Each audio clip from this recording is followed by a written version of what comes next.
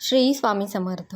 आज आपण एका अतिशय महत्त्वाच्या विषयाबद्दल जाणून घेणार आहोत आणि तो म्हणजे चातुर्मास. चातुर्मास म्हणजे नेमकं काय, तो कधी सुरू होतो, कधी संपतो, या काळात कोणते नियम पाळायचे, कोणती साधना करायची आणि कोणते सण येतात. तर या उपायाविषयीची संपूर्ण माहिती जाणून घ्यायची असेल तर व्हिडिओ स्किप न करता संपूर्ण बघा आणि चॅनलवर पहिल्यांदा आला असाल तर सबस्क्राईब करा आणि बेल आयकॉनला प्रेस करा, म्हणजे जेव्हाही मी नवीन व्हिडिओ अपलोड करेन त्याचं नोटिफिकेशन सगळ्यात आधी तुम्हाला मिळेल.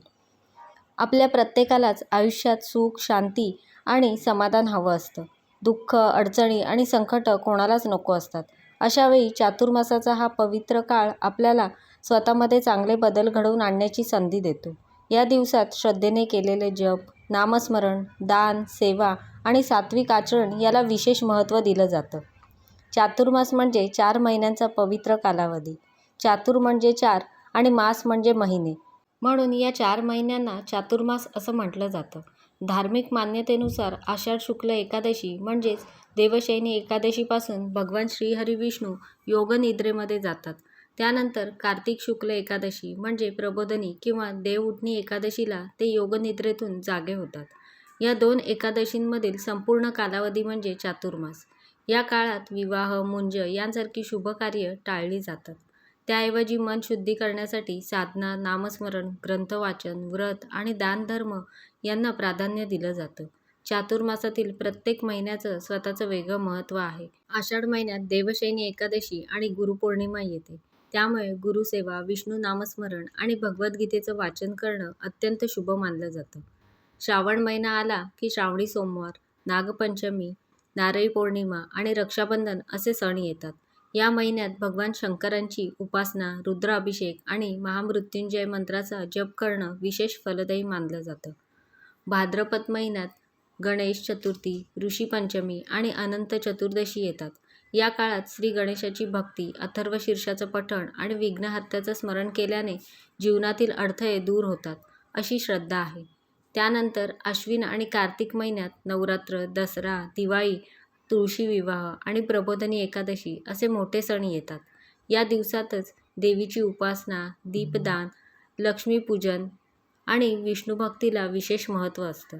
आता सर्वात महत्त्वाचा भाग म्हणजे चातुर्मासात कोणते नियम पाळावेत. शक्यतो सात्विक आहार घ्या, मांसाहार आणि मद्यपान पूर्णपणे टाळा. अनेक जण कांदा, लसूणही खात नाहीत. ते प्रत्येकाच्या श्रद्धेवर अवलंबून आहे. पण सात्विक भोजन आणि संयम हा चातुर्मासाचा मुख्य संदेश आहे. दररोज देवपूजा करा, शक्य असेल तेवढे नामस्मरण करा. विष्णू सहस्त्रनाम, भगवद्गीता, श्री गुरुचरित्र किंवा आपल्या श्रद्धेचा ग्रंथ वाचा.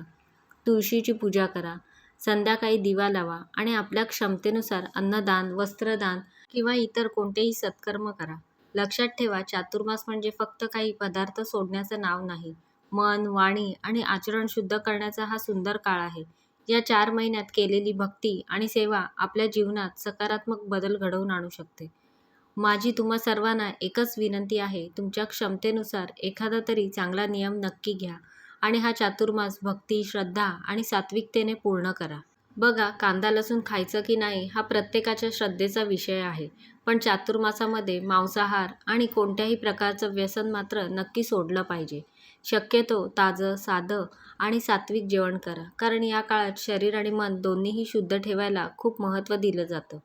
आता दुसरा महत्त्वाचा नियम म्हणजे रोज थोडासा का होईना नामजप जरूर करा. तुमची ज्या देवावर श्रद्धा आहे त्यांचं नाव घ्या.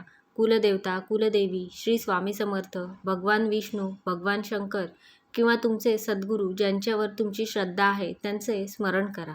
श्री स्वामी समर्थ, ओम नमो भगवते वासुदेवाय, ओम नमः शिवाय यांसारख्या मंत्राचा जप केला तरी खूप चांगलं. मोठमोठी पारायण सगळ्यांनाच जमतील असं नाही, पण काही मिनिटं नामस्मरण करणं नक्कीच शक्य आहे. याचबरोबर शक्य असेल तर धार्मिक ग्रंथाचं वाचन करा. श्रीमद भगवद्गीता, रामायण, श्रीमद भगवत, श्री गुरुचरित्र, दासबोध, दुर्गा सप्तशती असे ग्रंथ या काळात वाचणं अत्यंत शुभ मानलं जातं.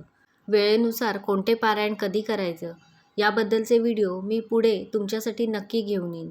चातुर्मासात दानधर्मालाही खूप महत्त्व आहे. अन्नदान, वस्त्रदान, गोसेवा, पक्ष्यांसाठी पाणी ठेवणं किंवा एखाद्या गरजू व्यक्तीला मदत करणं. तुमच्या कुवतीनुसार जे शक्य असेल ते करा, पण दान नेहमी योग्य व्यक्तीलाच करा. ज्याला खरोखर गरज आहे त्याला केलेली मदत खऱ्या अर्थाने पुण्य देणारी असते. शक्य असेल तेव्हा देवळात जाऊन दर्शन घ्या. नाही जमलं तरी मनापासून पूजा करा. देव आपल्या भावनेत असतो, पण मंदिरात गेल्यावर मनाला वेगळीच शांती आणि समाधान मिळतं. आता एक नियम असा आहे जो अनेक जण विसरतात. राग कमी करा, खोटं बोलू नका, कोणाचा अपमान करू नका, फसवणूक करू नका आणि वाईट सवयींपासून दूर राहा. एका बाजूला देवाची पूजा आणि दुसऱ्या बाजूला चुकीची वागणूक याचा काहीच उपयोग होत नाही.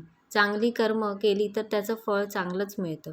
चातुर्मासात येणारी प्रत्येक एकादशी शक्य असेल तर तशी पाळा. उपवास करा, फलाहार करा किंवा साधं सात्विक आहार घ्या. पण त्या दिवशी जास्तीत जास्त वेळ देवाच्या नामस्मरणात घालवा. तुळशीची सेवा करायलाही विसरू नका. रोज तुळशीला पाणी अर्पण करा. सकाळी पूजा करा आणि संध्याकाळी दिवा लावा. तुळशीची सेवा ही भगवान विष्णूंना अत्यंत प्रिय मानली जाते. आता काय करायचं आहे ते पाहिलं, पण काय टाळायचं आहे हेही तितकंच महत्त्वाचं आहे.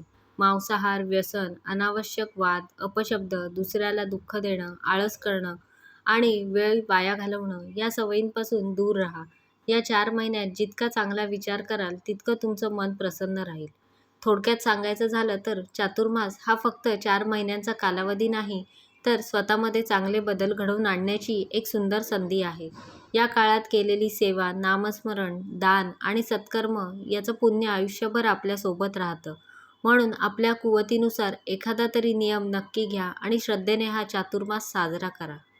तर अशा प्रकारे मी तुम्हाला संपूर्ण माहिती देण्याचा प्रयत्न केला आहे. कसा वाटला तुम्हाला आजचा व्हिडिओ मला नक्की सांगा. आवडला असेल तर लाईक करा, जास्तीत जास्त लोकांपर्यंत शेअर करा आणि असेच छान छान व्हिडिओ पाहण्यासाठी आजच आपल्या स्वामी माझे गुरु या चॅनलला सबस्क्राईब करा. धन्यवाद.